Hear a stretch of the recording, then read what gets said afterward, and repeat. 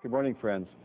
At the beginning of the Sermon on the Mount, Matthew's Gospel, chapter 5, Jesus gives us a series of 8 qualities that he knows will lead to a successful life. After all, he is the Creator, and he knows our emotional and spiritual DNA, and he knows what will work for us.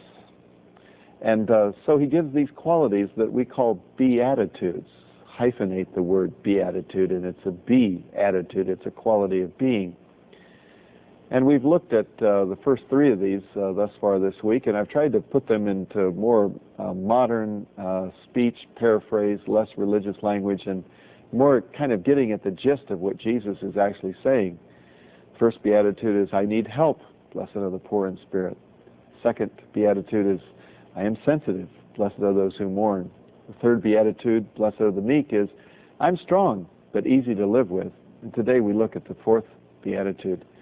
Blessed are those who hunger and thirst after righteousness, for they shall be satisfied.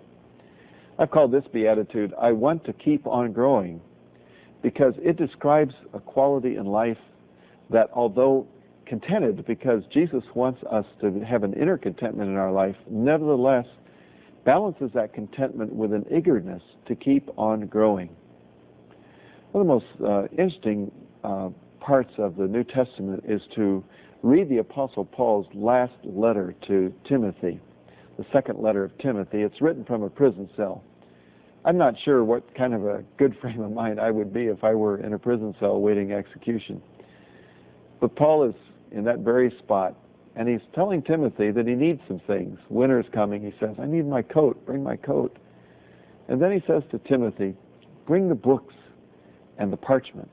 The parchments are probably the Old Testament scriptures, and the books probably the commentaries on those scriptures. And I look at that and I say, hey, Paul, your days of teaching and preaching and mentoring disciples and pastoring and planting churches, all that is now over. You don't need to read anymore. It's all over.